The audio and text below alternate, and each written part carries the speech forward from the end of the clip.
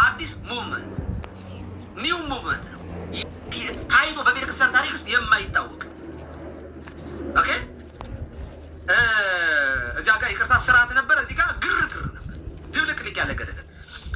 እዚህ ጋር ሙቭመንቱ ሐዋርያት ሥራ ላይ ምዕራፍ 2 ላይ እንደተደረገው በቃ አንድ ጊዜ ነው። ያን ጊዜ የሆነው የቤተክርስቲያን ልደት ነው። ተበሰረ በመንፈስ ቅዱስ። ያ ከሆነ በኋላ በየጊዜው እንደዚህ ያለ ድብልቅልቅልቅ ያለ ሰዎች አዲስ ቋንቋም ዛሬም መንፈስ ቅዱስ ኮ ሊገልጥ ይችላል ማለት ምንም ወንጌል የማይሰማበት ሰዎቹ ሊሰብኳቸው የሚችሉበት እንደው አማዞን ውስጥ እግዚአብሔር አማዞን ውስጥ የሚኖሩ ሰዎችን ቋንቋ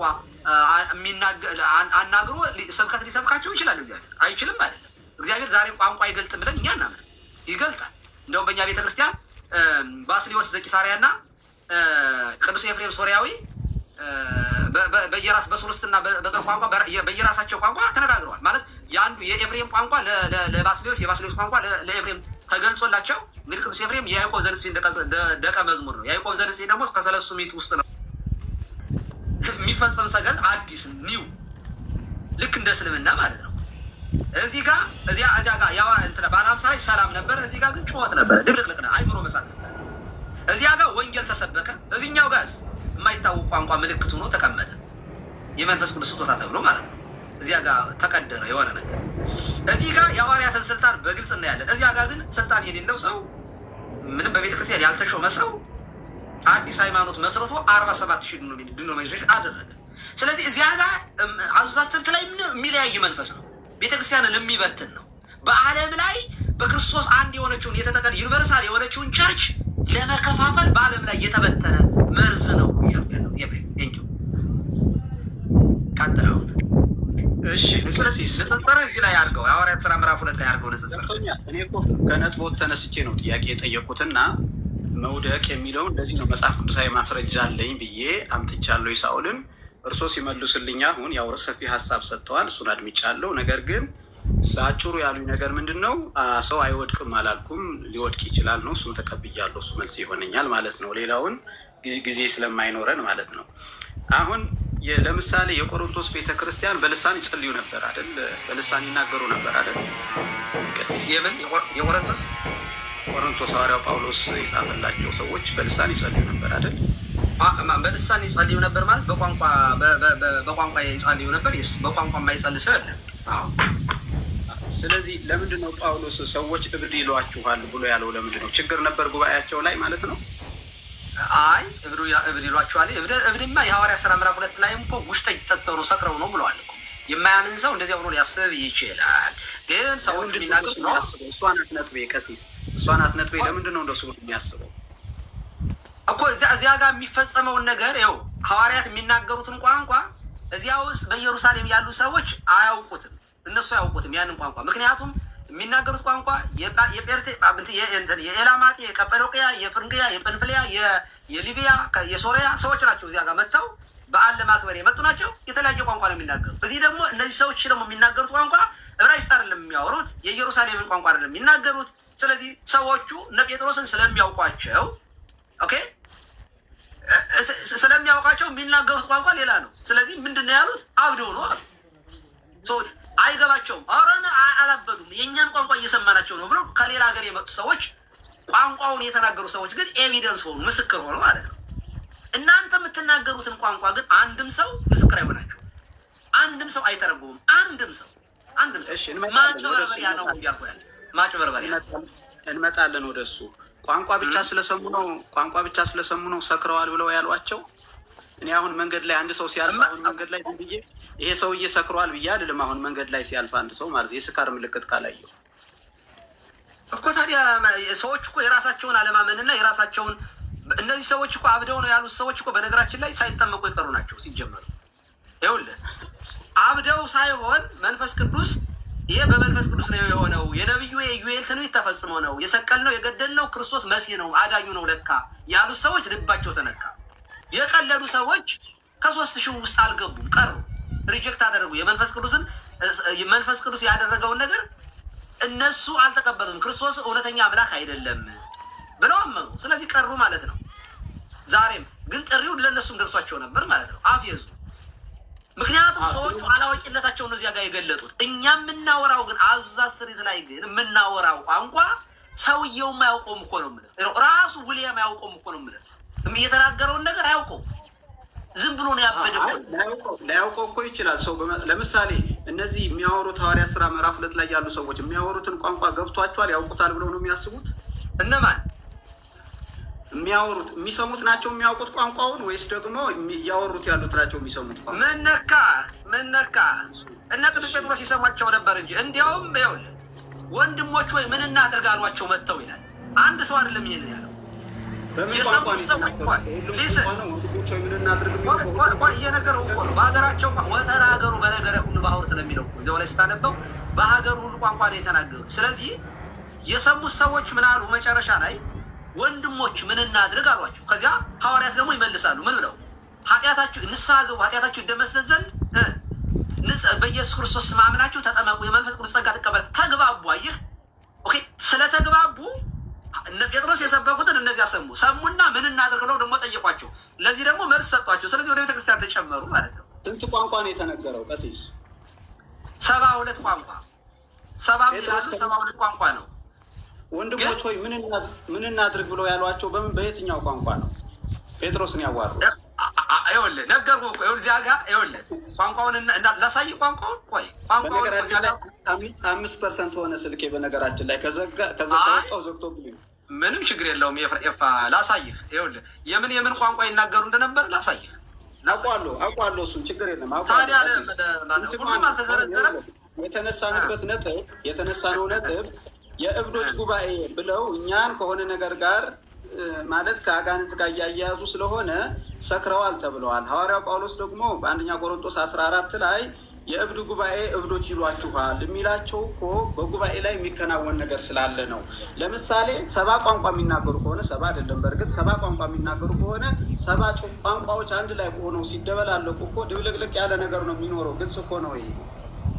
ግልጽ አይደለም ወይ? ሰዎች አድዋል ሰክረዋል ብለው የሚሉት እኮ ከዚህ የተነሳ ነው። ተደብላለቀ አይደለም። ይኸውልህ አሁን እኮ አሁን ይህን ጥያቄ መጠየቅ የነበረብህ ዊሊያም ሰዎች የሚሰሙት ቋንቋ ተናግሮ ሰሚዎቹም አክሰፕት አድርገው ወይ አንደርስታንድ አድርገው የሆነ መንፈሳዊ ስራ ሲሰሩ ብታይ ነበረ።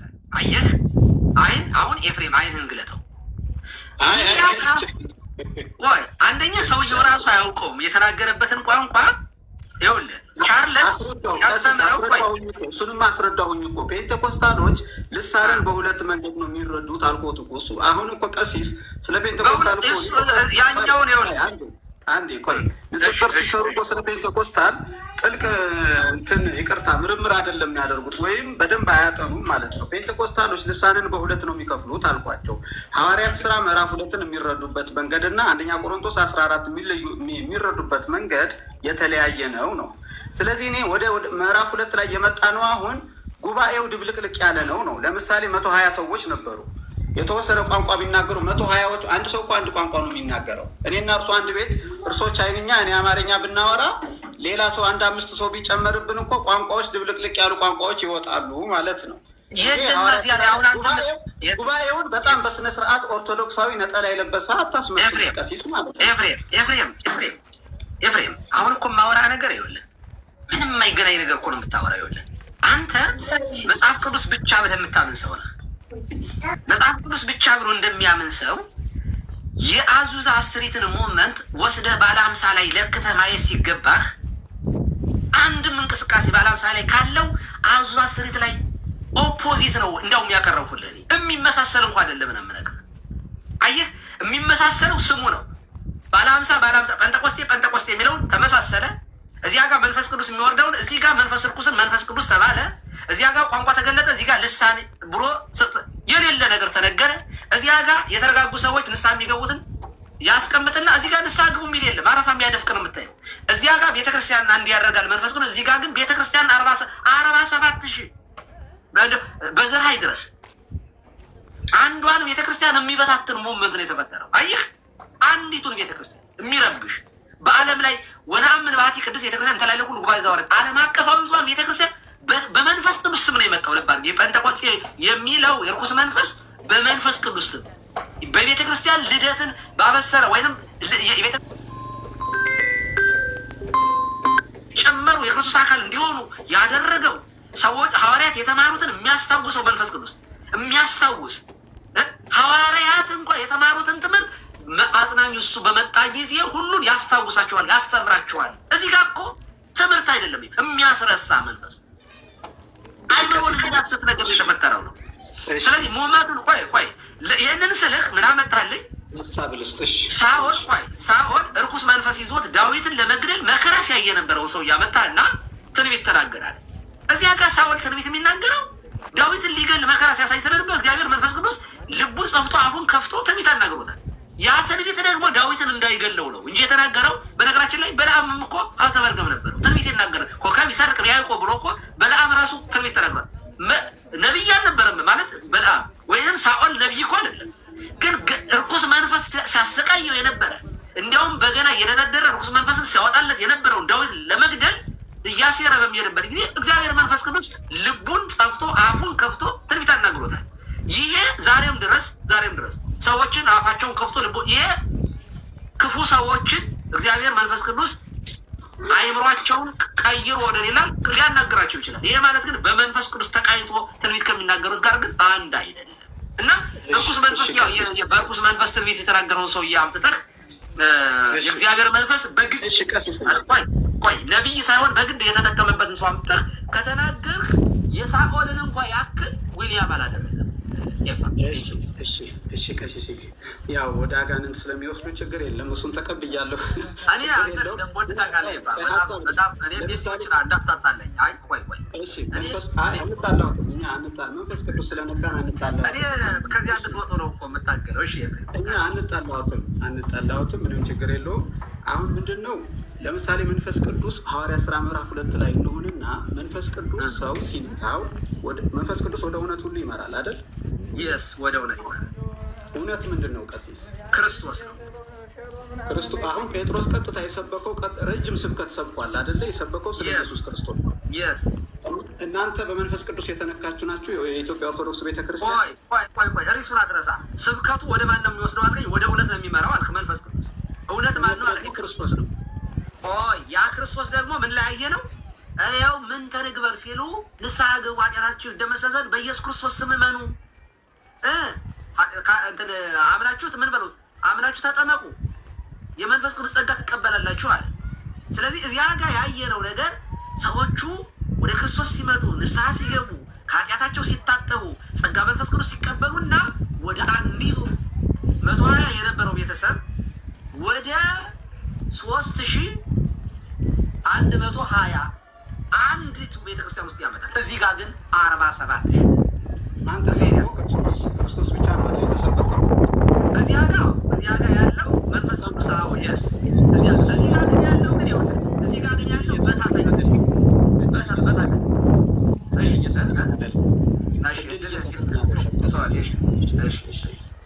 እሺ ሐዋርያት ሥራ ምዕራፍ 2 ላይ መንፈስ ቅዱስ ወረደ። እንደውም መጀመሪያ ጌታችን ኢየሱስ ክርስቶስ ሲናገር ከመውረዱ በፊት ቅድም እርሶም አንስተዋል። መንፈስ ቅዱስ በወረደ ጊዜ ኃይልን ትቀበላላችሁ፣ ከዛ በኢየሩሳሌም፣ በይሁዳ፣ በሰማሪያ እስከ ምድር ዳር ድረስ ምስክሮቼ ትሆናላችሁ ነው። ስለዚህ መንፈስ ቅዱስ የወረደው ቤተ ክርስቲያን የወንጌልን ስራ በምድር ላይ እንድትሰራ ነው። በዚህ ይስማማሉ? የስ ቅድም ዘርዝር አልሰማኸኝም ማለት ነው። ቅድም ቆይ ቀሲስዬ እኔ ሰምቼዎታለሁ። አሁን እየተወያየን ስለሆነ ነው ቀሲስዬ። ቅድም እኮ አንስቼው ነበር። ይሄን አልሰማኸኝም እንጂ መጀመሪያ 10 ነጥቦች ሰምቼዎታለሁ። ስለዚህ አሁን ፔንቴኮስታልን ሳያጠቡት ወይም ጥላቻ መንገድ ሳያዩት ዓለም ላይ ወንጌልን ከመስራት አንጻር አሁን መንፈስ ቅዱስ ሲነካ ወንጌል ነው ሰው የሚሰራው ማለት ነው። እና በዓለም ላይ ብዙ ሰዎች ወደ ክርስቶስ የተመለሱት በስብከት ወንጌል በፔንቴኮስታሉ እንቅስቃሴ ማለት ነው። እርሶ ላይ ቀበሉት ይችላሉ። ቀጥታ ግን ለምሳሌ በሙሉ ወንጌል ትልቁ እንቅስቃሴ የወንጌል ስርጭት ይባላል። ወንጌል ይሰራል። ስለዚህ መንፈስ ቅዱስ እኔ ሐዋርያት ሥራ ደግሞ አንዱ ያለው መንፈስ ቅዱስ የወረደባቸው ሰዎች እስከ ሮም ድረስ እና ሐዋርያው ጳውሎስ ብቻውን ኢየሱስ ክርስቶስ መዳን በሌላ በማንም የለም እያሉ እዚህ ጋር የኢትዮጵያ ኦርቶዶክስ ቤተክርስቲያን ክርስቶስ ብቻ ቁልጭ ብሎ ማየት ስለማንችል ነው የምንቸገረው ማለት ነው። የመንፈስ ቅዱስ ግን ከኛ ጋር ነው አለ ትሉናላችሁ። ክርስቶስ የዓለም ቤዛ እሱ ብቻ ነው ሲባል ግን ብዙ ጊዜ መከራና ትችት ነው የሚመጣው ማለት ነው። ስለዚህ ምልክቱ አንዱ ክርስቶስን መስበክ አይደለም ወይ?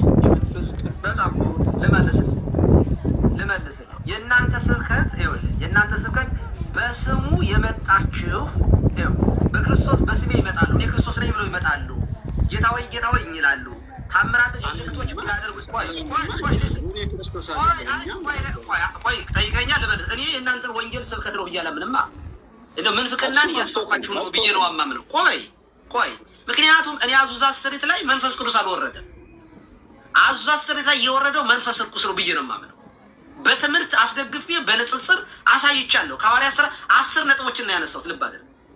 ኦኬ የመጣበት መንፈስ ቅዱስ በበዓለ ሃምሳ የወረደበት ምክንያት 10 ነጥቦችን፣ አንደኛ የጌታን የተስፋውን ቃል እንዲፈጸም፣ ሁለተኛ ለሐዋርያት ኃይልን ለመስጠት፣ ሶስተኛ ወንጌልን ለዓለም ሁሉ እንዲሰበክ፣ አራተኛ ቤተክርስቲያንን ለመመስረት ወይንም አምስተኛ አማኞቹን አንድ አካል ለማድረግ፣ ስድስተኛ ሰዎችን ወደ እውነት ለመምራት፣ ሰባተኛ በብሉይ ኪዳን የነበረውን ትንቢት ሊፈጽም በትንቢተ ኢዩኤል ምዕራፍ 2 ላይ ያለው፣ ስምንተኛ የሰዎችን ልብ ድንጋዩን ልብ አውጥቶ ወደ ንስሐ ለመቀየርና ንስሐ እንዲገቡ ለማድረግ፣ ዘጠነኛ ቅድስና የመንፈስ ቅዱስን ስጦታ እንዲቀበሉ ወደ ቅድስና ሕይወት እንዲገቡ ወደ ክርስቶስ አካልነት እንዲጨመሩ በጥምቀት ማለት ነው። ቅድስና በዚያ የሚመጣ ስለሆነ፣ አስረኛ ክርስቶስን በዚያ ውስጥ የቤተ ክርስቶስን ቤተክርስቲያንን ከብራና በኃይል የሚሰበከው የመንግስት ወንጌል በዓለም እንዲስፋፋ ነው የመጣበት ነው። አሁን ይሄንን ወደ አዙዛ ስትሪት አምጣውና አንዱም የለም ውስጥ አንዱን እንዲያውም ለመበታተን ነው የሆነው ማለት የአዙዛ ስትሪቱ ከ1906 በፊት የነበረው ኦኬ ከዚያ በፊት የነበረውን በጣም ትንሽ ዲኖሚኔሽን 47,000 ነው ያደረገው። ኢቭን እንኳ የነ ሉተርን የነ ጆን ካልቪንን የነ ዝዊንግልን እንኳ እንደ እውነተኛ አድርገን ብንወስዳቸው እነዚህ ሶስቱን ዋና የሪፎርሚስቶችን በዚያ ውስጥ የነበረ አልነበረም ማለት አይደለም፣ ብዙ ነበረ። አትሊስት ግን 47,000 ግን የሆነው የፔንቴኮስታል ሙቭመንት ነው። ይሄ ቤተክርስቲያንን መበታተን ነው ያደረገው። አንድ የሚያደርገው ወደ አንዲቱ ቤተክርስቲያን የሚያመጣ ሳይሆን የበለጠ ስፕሊት እንዲደረግ በዓለም ላይ ኑፋቄ እንዲስፋፋ። በነገራችን ላይ በሙሉ እኮ የምንፍቅና እኮ የሚወጣው እኮ ከዚሁ ከእናንተ ውስጥ ነው። ታውቃለህ አይደለ? የእኛማ ያው አንዲት እንደሆነች እንደቀጠለ ይችላል። አንዲቱ ምንም እሺ ቀሲስ እኔ አንድ ባትሆኑ ጥሩ ነው። አሁን ለማንኛውም ከወንጌል አንጻር ማለት ነው እንጂ አንዱ ችግር የለውም። አሁን እኔ ከወንጌል ስርጭት አንጻር ስለሆነ እያነሳን ያለው በነገራችን ላይ በቃ እንደዚህ ውይይት ሲሆን ነው ጥሩ። እኛም እንሰማዎታለን። ፔንቴኮስታሎቹም የሚጠቅም ነገር ካለ ቀሲስ ከርሶ ምንም ችግር የለም እንሰማለን። ግን አቀራረቡ እንደው እኛን አጋንንታዊ ባላደረገ መንገድ ቢሆን ተሳስተዋል ብሎ ቢያስቡ ግን አንድ አጭር ነገር ልጠይቅህ እንትኗ ላይ ሀሳባችን እንትን እንዳይቀስስዬ ልጨርስ። እኔ ወንጌል ስርጭት ላይ ስለሆነ ያነሳሁት ለምሳሌ ወንጌል ስርጭት ፔንቴኮስታሎች ዓለም ላይ የሌሉበት እኮ የለም። እንደ ውጤት የለውም አሉ እንጂ ያሉበት የለም። የኢትዮጵያ ኦርቶዶክስ እኮ ከኢትዮጵያ ብዙ አልወጣችም አይደል? ሺህ ምናምን ዓመት ቆይታለች። ከኢትዮጵያ ግን ብዙ አላለፈችም። ያን ያህል ማለት ነው እንደ ትልቅነቷ እዚህ ሀገር ዓለምን ማዳረስ በወንጌል የሚለው ማለት ነው። ሲጀመር ቆይ ሲጀመር የኢትዮጵያ ቤተክርስቲያን ከየት መጣ ነው? ካለም አልወጣችም። ሲጀመር እኮ ክርስትና እኮ መነሻው እኮ ከኢየሩሳሌም እኮ ነው። ለኢትዮጵያ እኮ የደረሰው ከኢየሩሳሌም ነው። ካለም እኮ ነው የመጣው። ከዚያ በግብፅ፣ በሶሪያ፣ በአርመን፣ በህንድ አለች እኮ የኢትዮጵያ ቤተክርስቲያን እኮ አለች። የኢትዮጵያ ቤተክርስቲያን እኮ ግብፅ ውስጥ አለች፣ ህንድ ውስጥ አለች፣ አርመን ውስጥ አለች፣ ሶሪያ ውስጥ አለች እኮ የኢትዮጵያ ቤተክርስቲያን። እንዴ ዓለም አቀፋዊት እኮ ናት የኢትዮጵያ ቤተክርስቲያን። እና እንዴት አይተው ነው ኢትዮጵያ ውስጥ የበቀለ እኮ ሃይማኖት አለ ክርስትና አይደለም። እንደሱ ሳይሆን ኢትዮጵያ ውስጥ የበቀለ ሳይሆን እንደ ኢትዮጵያ ኦርቶዶክስ ቤተክርስቲያን ማለት ነው። ወንጌልን ከማዳረስ አንጻር ለምሳሌ በዙሪያችን የተለያዩ ሀገራት አሉ፣ የሙስሊም ሀገሮች አሉ። እዚህ ሶማሌ እኮ ፔንቴኮስታል ገብቷል እኮ። ታዲያ በብዛት አልተስፋፋችም ከሆነ እንግዲህ እስልምና ስለተስፋፋ እውነተኛ ሃይማኖት ነው ማለት አይደለም። አይ ኖ ስለተስፋፋ ሳይሆን መንፈስ ቅዱስ ሐዋርያት ስራ ላይ እኮ ትልቁ ነጥቤ ይሄ ነው እኮ። ሐዋርያት ስራ ላይ መንፈስ ቅዱስ ሲወርድባቸው ትልቁ ስራቸው ወንጌል ማሰራጨትና 3,000 ሰዎች እኮ ተጨመሩ አሉ አይደለም? ብዙ ሰው እኮ የሚጨመረው ወደ እኛ እኮ ነው። ብዙ ሰው የሚጨምረው ቀሲስ ከ20 ዓመት በኋላ ከ10 ዓመት በኋላ ትጠፋላችሁ ትሉናላችሁ እንጂ እኛ እኮ እየጨመርን ነው። እና መጽሐፉ እኮ ምልክቱ ልንገርህ፣ በጣም የምትሰጡት ነጥብ ስላነሳ ነው። አንደኛ ቆይ ብዙዎችን ያስታሉ ይላል መጽሐፍ። ብዙዎቹ ይስታሉ፣ በጣም ጥቂቶቹ በቤተክርስቲያን እንደጸኑ እንደሚቆዩ መጽሐፍ ቅዱስ ራሱ ጌታችን ተናግሯል። በማቴዎስ 24 ላይ 23 ላይ ተናግሯል። ምንም ጥያቄ የለው። መብዛት የማጆሪቲ ጉዳይ ከሆነ እስልምናው እንደምታየው ነው፣ እየተጥለቀለቀ ነው። ፓጋኖችም ሽቶሽዝም፣ ሂንዱይዝም ብዙ ሃይማኖት እኮ አለ በዓለም ላይ። የቻይና ውስጥ እኮ ህንድ ውስጥ እኮ የምታየው እኮ ከእስልምና ከክርስትና በላይ እኮ ነው እዚያ ውስጥ ያለው። መብዛት የኳሊቲ የኳንቲቲ የክርስትና መስፈርት አይደለም። ስለዚህ ምንድን ነው አንዲቷ ቤተክርስቲያኖች ይኸውልህ፣ እናንተ ቤት ድነት እንደሌለ ትክክለኛ ቤተክርስቲያን እንደሌለሽ አንደኛው ዋናው ማወቅ ያለበት ነገር የለም። ምንድን ነው መሰለህ? የቤተክርስቲያን ባህሪያት የሚባሉ 4 ባህሪያት አሏት። ለምሳሌ ሰው የሚባለው ነፍስ ስጋ ሲኖረው ነው አይደለ? ነፍስና ስጋ የሁለቱ ባህሪያት ውህደት ነው ሰው የሚባለው። ስጋ አለው፣ ነፍስ አለው። ሀያዊት፣ ነባቢት፣ ለባዊት የሆነች ነፍስ አለች። እንደገና የስጋ የራሱ ባህሪ አለ። ይሄ ሰው ይባላል። ሰው ይሄ ባህሪው ነው። አንቸንጀብል የማይለወጥ ነው። ፎርኤቨር። በነገራችን ላይ ሰውነት ለዘላለም አይለወጥም። የሰው ባህሪ አይለወጥም፣ አይጠፋም። ገሃነምም ሆኖ ሰው ነው፣ መንግስተ ሰማያትም ሆነን ሰው ነን፣ አንለወጥም። ይሄ ባህሪ ይባላል። ስለ ግብረ ባህሪ ያለ ማወራው ስለ ባህሪ ነው የማወራው። የማይለወጥ ማንኛው ኃጢአተኛም ይሁን ጻድቅ ሰው ነው። ሰውነት የጋራ ባህሪያችን ነው። የቤተ ክርስቲያን ባህሪያት የሚባሉት 4 ባህሪያት አሏት። ቤተክርስቲያን የሚያሰኛት አንደኛው አንዲት መሆኗ ነው። ቤተክርስቲያን 2 ከሆነች የቤተክርስቲያን ባህሪ አይደለም፣ ደውት ነው ማድረግ ያለባት። ቤተክርስቲያን አንዲት ናት። ምክንያቱም ያቺ አንዲት ቤተክርስቲያን የክርስቶስ ሙላቱ አካሉ ናት። ክርስቶስ አንድ አካል ነው ያለው፣ የተለያየ በዲ የለው። በዲ ኦፍ ክራይስት የምትባለው የክርስቶስ ቤተክርስቲያን አንድ አካል አንድ ራስ ነው ያለው። በአንድ አካል ላይ አንድ ራስ አለ፣ እርሱም ክርስቶስ ነው። አካሉ ቤተክርስቲያን ናት። ስለዚህ አንዲት መሆኗ ነው የመጀመሪያው። ከበዛች ከተለያየች በዲኖሚኔሽን ያቺ ቤተክርስቲያን አይደለችም። ሁለተኛ ወነአምን በአሐቲ ቅድስት ፎርኤቨር ባይዘው ባህሪ ነው። ልባል አንድነቷ የማይለወጥ ነው በዘመን። ሁለተኛው ቅድስና ነው፣ የቤተክርስቲያን ባህሪ ነው። ቤተክርስቲያን ከተባለች ቅድስት ናት፣ ነውር የለባትም። በታምር ልትቆሽሽ አትችልም። ምክንያቱም ባህሪዋ ነው፣ አይለቃትም። ቅድስና የሆነ ታይም ላይ የሚጠፋ ቅድስና፣ የሆነ ታይም ላይ የሚመጣ የቤተ ክርስቲያን ባህሪዋ ቅድስናና ቅድስና ብቻ ነው። የክርስቶስ አካል ናትና። ሶስተኛ ባህሪዋ ሐዋርያዊት ናት። ሐዋርያዊት ናት ቤተ ክርስቲያን። ሐዋርያዊት ናት የሚለው ይኸውልህ ትምህርቱ፣ ስልጣነ ክህነቱ፣ ቅብብሎሹ እያንዳንዱ በሐዋርያትና በነቢያት መሰረት ላይ የተመሰረተች ቤተ ክርስቲያን ናት። ጌታ ያስተማረውን ትምህርት ሐዋርያት ያስተማሩት፣ ጻፉት፣ ለዓለም አስተላለፉት። ያ ቅብብሎች በአፖስቶሊክ ሰክሽን አማካኝነት ያለማቋረጥ የምትመጣ ይሄ ከዚህ ውጭ ከሆነችስ ሐዋርያዊት አይደለችም። ዛሬ አዙዛ ስትሪት እኮ አፖስቶሊክ ፌዝ ሚሽን ተብሎ ነው የሚጠራው። ያ አዙዛ ስትሪት ያን ጊዜ የነበረው መጋዘን ማለት ነው። መጋዘን ውስጥ ነው ስብከቱ የተሰበከው፣ ቸርች እንኳን አልነበረም። አሁን ግን ምን ይላል? አፖስቶሊክ ፌዝ ሚሽን ምን ማለት ነው? ጴንጠቆስቴን የሐዋርያት እምነት ምንድን ነው? ሚሽን ነው፣ ተልእኮ ነው። ያ ማነው? ጴንጠቆስቴ ባለ 50 ብለው ነው የያዙት። ስሙ አላቸው ግን የሉም፣ በህይወት የሉም።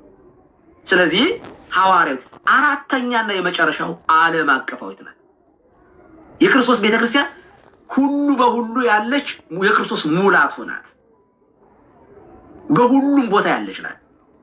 ስለዚህ በሁሉም ያለች አንዲት ግን ቤተክርስቲያን፣ በሁሉም ቦታ ያለች አንዲት ቤተክርስቲያን ተቆራርጣ ተከፋፍላ አይደለም በዓለም ላይ አንድ የምትሆነው አንዲት ቤተክርስቲያን። እኔ የማገለግልባት ቤተክርስቲያንና እዚህ አሜሪካ ያለችው ቤተክርስቲያንና ኢትዮጵያ ያለችው ቤተክርስቲያን በክርስቶስ አንድ አካል ናት።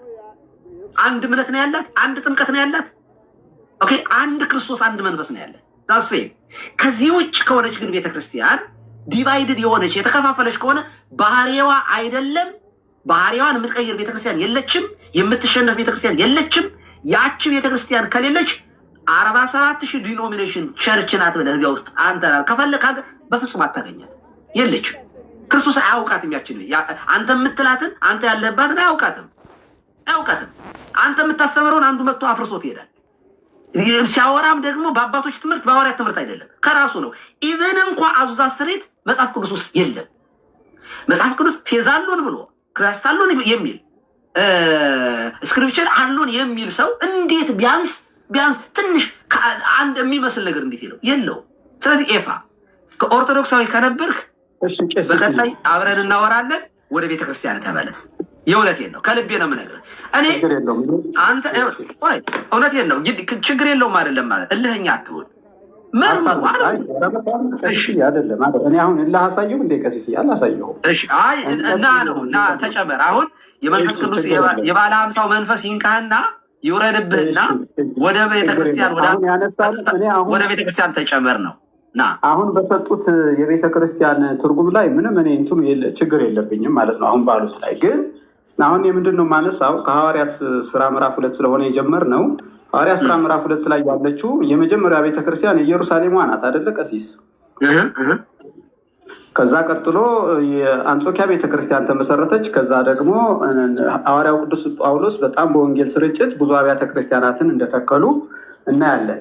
ስለዚህ የመጀመሪያዋ ቤተክርስቲያን የኢየሩሳሌም ቤተክርስቲያን እኮ የምትሰብከው ጌታችንና መድኃኒታችን ኢየሱስ ክርስቶስን ብቻ ነው እኮ እኔ አሁን ነጥብ እያነሳሁ ያለሁት። የኢትዮጵያ ኦርቶዶክስ ብዙ አይነት ስብከት አላት ነው። አትመስልም ነው እሱ አንዲቷ ምናምን አሉኝ እንጂ አትመስላትም። ያችን ቤተክርስቲያን አትመስላትም። በበዓለ ሃምሳ ቀን መንፈስ ቅዱስ ሲወርድ በግልጽ የተሰበከው የናዝሬቱ ኢየሱስ ክርስቶስ ነው፣ ለሰው ልጆች ኃጢአት መሞቱን መነሳቱን። ሰዎችም ልባቸው የተነካው ሰምተው የጴጥሮስን ስብከት ሰምተው ልባቸው እንደተነካ ነው የሚናገረው እና ክርስቶስ ኢየሱስን ለመከተል እንደወሰኑ ነው። ሌሎቹም አብያተ ክርስቲያናት የሚሰብኩት እሱን ነው። ሐዋርያው ቅዱስ ጳውሎስም እኛ የተሰቀለውን ክርስቶስን እንሰብካለን ነው። የኢትዮጵያ ቤተክርስቲያን እኮ ብዙ አይነት ስብከት ያላት ቀሲስ፣ ያችን እንዴት ነው የምትመስለው? እንትን ነው እኮ ጥቁርና ነጭ ሆኑ ቀሲስዬ። ስለዚህ እሱ ላይ ቀይና ነጭ ብትል ከቆቤና ከነጠላዬ ጋር ይመሳሰልልህ ነበር። ለማንኛውም ይኸውልህ የኢትዮጵያ ኦርቶዶክስ ተዋሕዶ ቤተክርስቲያን አንድ ትምህርት ነው ያላት። አንድ ትምህርት ነው ያላት በምስጢረ ጥምቀተ ሥላሴ ላይ፣ በምስጢረ ስጋዌ ላይ፣ በምስጢረ ጥምቀት ላይ፣ በምስጢረ ቁርባን ላይ፣ በምስጢረ ትንሣኤ ሙታን ላይ፣ በአምስቱ አዕማደ ምስጢራት ላይ አንድ ትምህርት ነው ያላት። እናንተ አሁን የምታነሱት ስለ ዲኖሚኔሽን ስናወራ ታመጣና የቀሲስ ሊበኩሉን ትምህርትና የመምህር በረከትን ትምህርት አነጻጽሩና የእኛን የሁለት ሰዎች ግለሰቦችን እውቀት መለያየት አድርጋችሁ ታቀርባላችሁ። እሱ የእውቀት ችግር ነው። የእውቀት ተከፍሎ እኔም አለብኝ። ያስተማርኩት ትምህርት ስህተት ሆኖ ሊገኝ ይችላል፣ ግን በቤተ ክርስቲያን ይታረማል። ቤተ ክርስቲያን አንዲት ስለሆነች ትምህርቷ ኖ አርም ሊበኩሉ አርም በረከት ልትል ትችላለች። ቤተ ክርስቲያን አለችን፣ አንዲት የሆነች ቤተ ክርስቲያን። እኔ እንደፈለግኩኝ በፈለግኩት መንገድ መሄድ አልችልም፣ ሌላውም በሌላው መንገድ መሄድ አይችልም። እናንተ ጋስ ጥምቀት ለኃጢአት ስርየት ይላል ይመጣና ሉተር። ጥምቀት ከሞትና ከዲያብሎስ ይቤዣል። ጥምቀት የዘላለም ድነት ያስገኛል ይላል። በጥምቀት ድነት ይገኛል፣ የዘላለም ሕይወት ይገኛል ይላል። አንዱ ይመጣና ምልክት ነው ይላል። አንዱ ይመጣና ዳር ያዝ ሉተር ይላል። አንዱ ይመጣና መታሰቢያ ነው ይላል። ኦኬ ምልክት ነው ይላል። ባዶ ዳቦ ነው እንጀራ ነው ይላል። ይመጣና በእንደው ዝም ምንም ሳይሰቀጥተው ላሳይ ይችላል ቪዲዮ ላይ። ሌላኛው ይመጣና አይ ክርስቶስ የዓለም ቤዛ ነው ይላል። አንዱ ጴንጤ ይመጣና አረ ዳርክን ያዝ ክርስቶስ የዓለም ቤዛ ሳይሆን ለተመረጡ ሰዎች ነው የሞተ ይላል። ለተመረጡ ሰው ለጥቂት ሰዎች የተመረጡ እግዚአብሔር አስቀድሞ የወሰናቸው ቱሊፕን ይዞ ይጎትቶ ይመጣል። ቱሊፕን ይዞ መጥቶ እግዚአብሔር የተቀደረበት እግዚአብሔር የክፎችን የጨለማና የብርሃን አምላክ አድርጎ ስሎ ያስቀምጥላል። እግዚአብሔር ለሲኦልና ለገነት ለገሃነምና ለመንግስተ ሰማያት ሰዎችን ፈጥሯል። ኦኬ። ስለዚህ ክርስቶስ የመጣው አስቀድሞ አንኮንዲሽናል ኢሌክሽን አለ። እግዚአብሔር ያለ ቅድመ ሁኔታ ምንም የመረጣቸው ሰዎች አሉ። ክርስቶስ ለእነዚያ ነው የሞተ ብሎ ያምንና ከዚያ አንድ ነን ይላል። እንዴ የዓለም ቤዛ ነው የሚል ሰውና ቆይ የዓለም ቤዛ ነው ሀሳቡ አንተን እንዳትል ቆይ ክርስቶስ የዓለም ቤዛ ነው በሚልና ክርስቶስ የተመረጡ የሶስት የአራት ቤተሰብ አዳኝ ነው የሚል ሰው እንዴት ሆኖ ነው ልዩነት የሚባለው? እንደዚህ ሲሆን አየህ፣ አሁን 47ቱን ዲኖሚኔሽን የእያንዳንዱ ቤተ እምነት መግለጫ አለው። ባይዘ እያንዳንዱ ማለት ቀሲስ አሁን 47 ዲኖሚኔሽን በ47 ሺህ ምናምን ትላላችሁ እንጂ በዲኖሚኔሽን ደረጃ እኮ እንደሱ የለም። አሁን ቆይ ማስረጃ ቤተ እምነቱ ስም ነው የሚነግሩ። ዲኖሚኔሽን እኮ ማለት ትምህርት ማለት ነው፣ የተከፋፈለ ትምህርት ማለት ነው። ቤተ እምነት ማለት ነው። ሉተራን አንድ እንትን ቃለ ሕይወት 2 ምናምን እየተባለ 47 ቤተ እምነት ልባል የዓለም ቤት ቆይ የዓለም ቤዛ ነው ክርስቶስ ለዓለም ነው የሞተው። ቆይ ኤፍሬም ቆይ ክርስቶስ ለዓለም ነው የሞተው የሚል አንድ፣ ክርስቶስ ለተመረጡ ሰዎች ነው የሚል 2፣ በጥምቀት ይዳናል የሚል 3። ጥምቀት ደበላለሁ። ቀሲስ ቆይ ለምሳሌ ሲቆጥሩ እንደዚህ ነው መቁጠር ያለበት። ይኸውልህ ሉተራን አለ ቤተ እምነት ሉተራን ብዙ ስለሆነ ነው። አይ ችግር የለውም ቀሲስ እኔ አልፈርድቦትም። ይኸውልህ ለምሳሌ ሉተራን አሉ አይደለ? ሉተራን እየሰሙ ነው ቀሲስ? ሉተራን አንድ ቤተ እምነት ነው ሉተራን። ፔንቴኮስታል አለ። በፔንቴኮስታል ውስጥ ብዙ ስም ያላቸው ስያሜ ያላቸው ለምሳሌ ፔንቴኮስታል ተብሎ አጠቃላይ ስማቸው ሆኖ በዛ ውስጥ ያሉ ግን የተለያየ ስም አላቸው። ስለዚህ እሱን ነው እንትን የሚሉት ማለት ነው። ሜኖናይት የተለያየ ነገር እያሉ የተወሰኑትን ነው እንጂ የሚጠቅሱት 47,000 ስለማይመጣ ነው ቀሲስ፣ እንደሱ ስለማይሆን ነው። ችግር አለ። እኔ እኮ ዊኪፒዲያ እኮ ነው ራሱ ቁጭ አድርጎ የሚያስቀምጠው።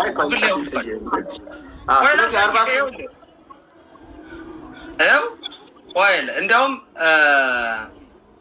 ከ700 ሀሳቤ ግን እንትን እንዳይል እኔ እኮ ይህንንም ማመን አለብህ።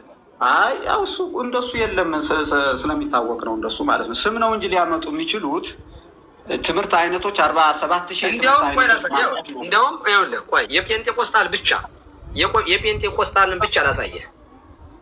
የሌሎችን በቃ አሉ እኮ አንድ እኮ ነው ፔንቴኮስታል ካሉ እኮ ይኸው በዛ አይደለም። እስካሁን ይኸውልህ ሉተራን እና ፔንቴኮስታል አንድ እያደረኩን ያልጠራም አይደለም። ይኸውልህ እንደምትመለከተው ይኸው there are over 723,000 ዲስቲንክት ፔንቴኮስታል ነው የሚለው። አየው ያው ካራዝማቲክስ ኤንድ ኒው ካራዝማቲክስ እኔ የጠየቅኩት ፔንቴኮስታል ብዬ ነው የጠየቅኩት። ፔንቴኮስታል ብዬ ነው እኮ። ታዲያ እንትኑን ልንገሮት ለምሳሌ አሁን 23 የፔንቴኮስታል ብቻ በ100 ዓመት 23,000 ደርሳችኋል። አሁን ይሄንን እንደ በረከት ነው የምትቆጥረው እንደ መርገም ነው የምትቆጥረው? 23,000 ምኑ ነው? ዲኖሚኔሽን ለምሳሌ ላስረዳዎት ቀሲስ። አሁን ለምሳሌ እኛ ሀገር ያሉትን ትልልቅ ፔንቴኮስታል ቸርቾችን ልንገሮት። ለምሳሌ ሙሉ ወንጌል ቤተክርስቲያን ትልቋ ናት ፔንቴኮስታል እዚህ ኢትዮጵያ ውስጥ ማለት ነው። ከ7 ሚሊዮን ህዝብ በላይ ያላት ፔንቴኮስታል ቸርች ነች ሙሉ ወንጌል። ከዛ ደግሞ ገነት ቤተክርስቲያን የምትባል አለች። አይስም እሺ፣ ፔንቴኮስታል ነች። አሁን ገነትና ሙሉ ወንጌል የሚለው ከስም አንጻር ከሆነ እየሄዱ የሚቆጥሩት እሱ ሌላ ጉዳይ ነው። ነገር ግን በፔንቴኮስታል ደረጃ ጉባኤ እግዚአብሔር፣ ህይወት፣ ብርሃን የሚባሉ እነዚህ ፔንቴኮስታሎች ናቸው ኢትዮጵያ ውስጥ ማለት ነው። ስማቸው ነው እንጂ የተለያዩ ቸርቾች የሆኑት በትምህርት ደረጃ ግን አንድ ነው። ፔንቴኮስታል ሲሉ እነዚህን ሁሉ ጠቅሞ የሚይዝ ነው።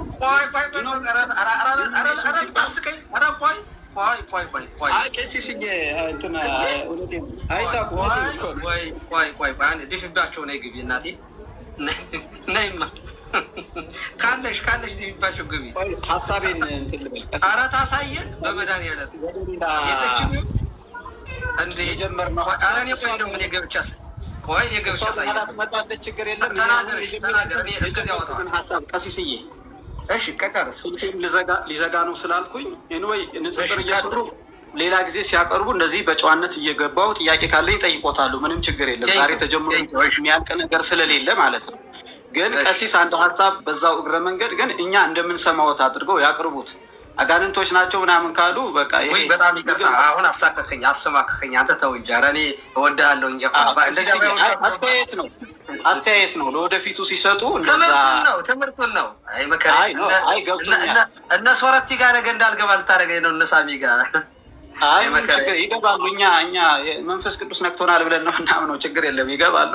ለማንኛውም አንዱ ነጥብ ላይ ተስማምተናል። አሁን እርስዎ መንፈስ ቅዱስ የወረደባቸው የመጀመሪያዋ ቤተክርስቲያን አንደኛው መለያዋ ወንጌልን ማዳረስ ነበር የሚለው ከ10 ውስጥ አንዱ ነጥብ አለ እርስዎ ካስቀመጡት ውስጥ የለም። ወንጌል ነው ያስዳረሳችሁት እንዴ? ኖ አይደለም። የእርስዎን ነጥብ ነው እኔ እያነሳሁ ያለሁት። የእርስዎን ነጥብ ነው ቀሲስ፣ የእርስዎን ነጥብ ነው። ስለዚህ አንደኛው ቤተክርስቲያን መለያዋ መንፈስ ቅዱስ ወደ እውነት ነው የሚመራው። እውነት ደግሞ ጌታችንና መድኃኒታችን ኢየሱስ ክርስቶስ ነው። ስለዚህ መንፈስ ቅዱስ የነካት ቤተክርስቲያን ወንጌል በማሰራጨት ትታወቃለች። ምልክቷ ነው በምልክትነት ደረጃ። እኔ ደግሞ የሐዋርያት ቤተክርስቲያን ወይም ደግሞ ኢየሩሳሌም የምትባሏ ቤተክርስቲያን የመጀመሪያዋ እውነትም ወንጌል የምትሰብክ ቤተክርስቲያን ናት። የኢትዮጵያ ኦርቶዶክስ ግን ወንጌልን ስትሰብክ አውደ ምህረቱ አለ። በየጎረቤታችን ስላለ እንሰማለን፣ ስብከቶችንም እንሰማለን። እንደውም ከወንጌል በጣም የራቁ ነገሮች የሚነገርበት ቤተክርስቲያን ነው። ለምሳሌ ነገር እንዴት? ለምሳሌ አሁንም ያወራሁን ሰምተሃል። ሁላችን የምናውቀውን እውነት አንድ ነገር ልንገሮት። እዚህ ሶሻል ሚዲያ ላይ የተነገረውን መቼም የቀለሜን ተረት አምጥተህ እንደማትነግረኝ ተስፋ አድርጋለሁ። የራሳችሁን ጳጳሱ አቡነ በርናባስ ይመስሉኛል እንዳልሳሳት፣ ይቅርታ፣ ሲሰብኩ እሳቸው ስለ ኢየሱስ ክርስቶስ ነው የዓለም ቤዛ፣ ማርያም ቤዛ አትባልም ተብሎ ሲነገር የተጮኸው ጩኸት የወረደባቸው ስድብ እኮ የእውነተኛ ቤተክርስቲያን መልክ እኮ አይደለም። ለምንድን ነው አሜን አላላችሁም ጳጳሱ? በጣም ጥሩ ልንገርህ። አንደኛው ከተቃወምኳቸው አንዱ እኔ ነኝ። አቡነ ገብርኤል ናቸው። ይቅርታ ሁሉ ጠይቀዋል።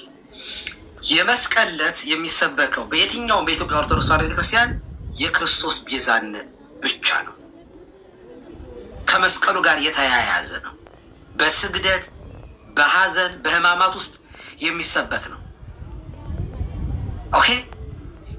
ስለ ቤዛነቱ እዚያ ውስጥ እመቤታችን በቀራንዮ መስቀል ላይ መገኘቷ፣ እነሆ እናትህ እነሆ ልጅሽ ማለቱ፣ ዮሐንስ እዚያ መገኘቱ፣ ሐዋርያት መሸሻቸው፣ መስቀሉ አጠቃላይ ይሰበካል እዚያ ቀን።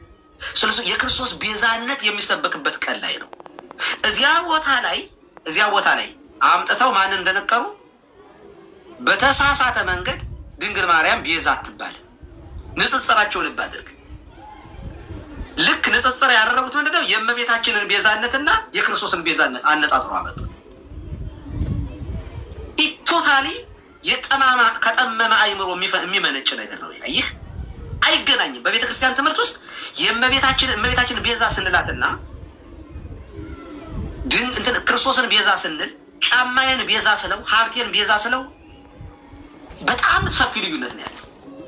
ስም ስላገናኘው ብቻ መስቀሉ ጋር አምጥተህ ከደቀንኸው ጫማህንም ሀብትህንም ቤዛ የተባለው ሙሴንም አምጥተህ እዚያ ጋር እመቤታችንንም ካስቀመጥክ ጸዋገ አይምሮ ያለው ሰው ነው ይሄንን የሚያደርገው። አየህ፣ የከፋ አይምሮ። ይሄ ፕሮቴስታንቲዝም ኢንቴንሽናሊ እዚህ ውስጥ ሲገባብህ የምታወራው እናንተ የምትሉትን ሰዎች አምጥተው ሲያስተጋቡ ቤተክርስቲያን ብላ አደረገች። ጳጳስ የለ ፓትርያርክ ቁንጥጥ ታደርጋለች። ቤተክርስቲያን ትቆነጥጣለች። ማን አለ? ድንግል ማርያም ቀራንዮ ላይ ተሰቅላ ቤዛ ሆነላለች ብሎ የሰበካለ በፍጥረት አንድ ኦርቶዶክስ አለው? የለም። እመቤታችንን ቤዛ ስንላት ቤዛ ብዙ ትርጉም ስላለው በመጽሐፍ ቅዱስ ውስጥም ስለተጠቀሰ ቤዛ ሀብት ይባላል፣ ቤዛ ጥላ ይባላል፣ ቤዛ አዳኝ እንደ ሙሴ ይባላል፣ ቤዛ ምትክ ስለ ፈንታ ተብሎ ይተረጎማል።